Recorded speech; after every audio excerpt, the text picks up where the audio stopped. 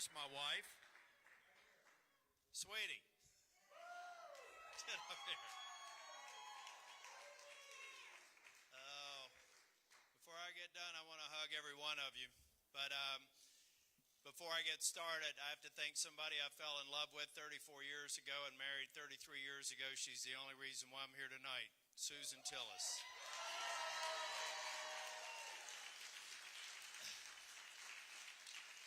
We were back at the house watching the returns, and I've decided long time ago that I don't have to get nervous because I can outsource it to all my family members, Susan being first among them. I call her my own Carla Rove. But I want to thank you all for being here. I'm sorry it took so much time. We were holding up a little bit to hear from my opponent. But we decided we wanted to come over here and talk to you all because what we accomplished tonight was a stunning victory. And we did it. We did it against all the odds, right? I mean, have we heard this before? You're down in the polls. There's no chance of winning.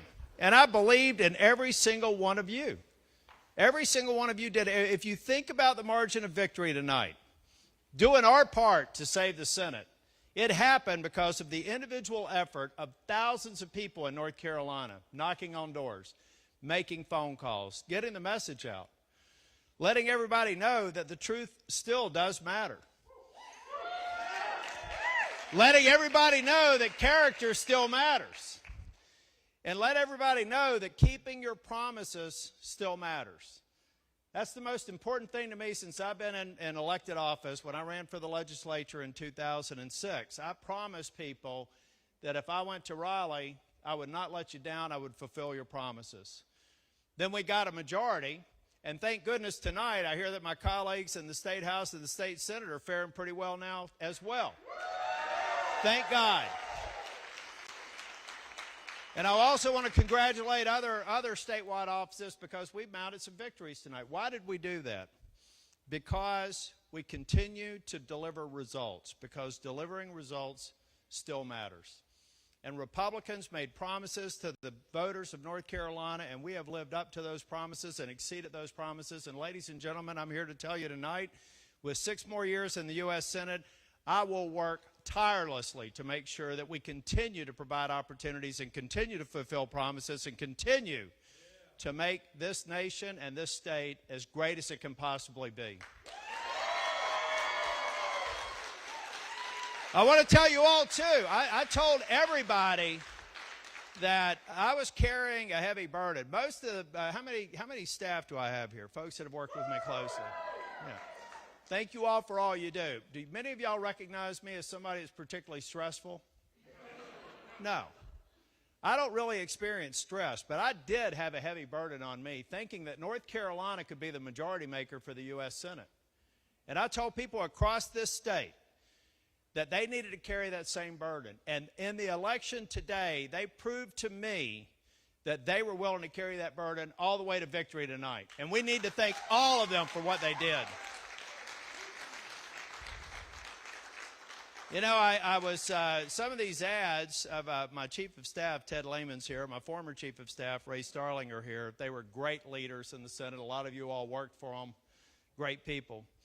But I told my staff, and actually Ted Lehman told me that one of his baby girls here, standing right up on the front row, saw an ad about me at the hotel. Said, "What are they talking about?"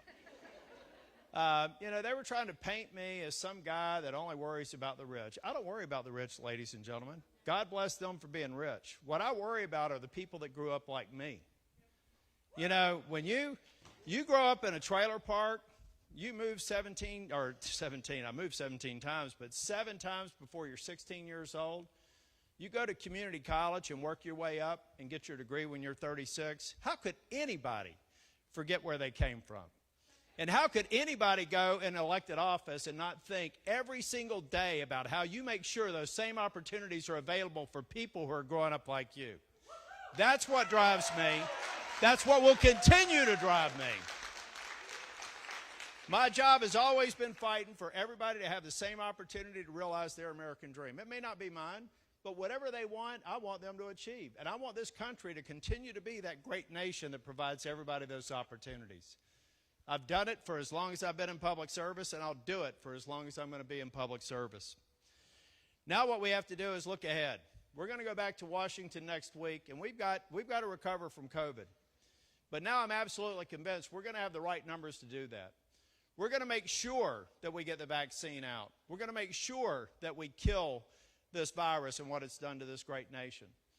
We're also going to make sure that schools can open, that businesses can open, and that everybody can get back to the great environment that we just had back in February. We can do that, and we will do it. But also I have to say tonight, I'm going to go back home tonight, and I'm going to watch the election results, and I am praying that President Donald Trump gets reelected. Is there anybody here, I've asked this of crowds of almost 30,000 in Hickory just a few days ago, is there anybody here, if you could think of one promise that Donald Trump made that he hasn't kept, raise your hand. Not one. He said he would cut taxes. He said he would cut regulations. He said he would hold China accountable. He said NATO had to pay their fair share. He said, I'm done with Iran having any power. He said that people that kill Americans, like the leader of ISIS and Soleimani, I'm going to take them out. Is any one of those promises still left unkept? No. President Trump and I have probably different styles. But there is no daylight whatsoever between his commitment to the American people and realizing the American dream in me. And tonight, I hope that everybody of every race understands that this president cares about Hispanics, he cares about African Americans, he cares about women. That's why they were employed at historic numbers just back in February. And that's why, when he gets reelected, they're going to be back at that same point in a very short period of time. But tonight, let's pray for this nation. Let's pray that we can heal. Let's pray that we can have a peaceful transition of power. Let's make sure that we're magnanimous in victory, because that's what we should do. And then let's make sure that we go back and every single day be obsessed with making sure that every American has the opportunity that so many of us have had to realize our American dream. Thank you all. God bless you. And thank you all for the great work that you've done.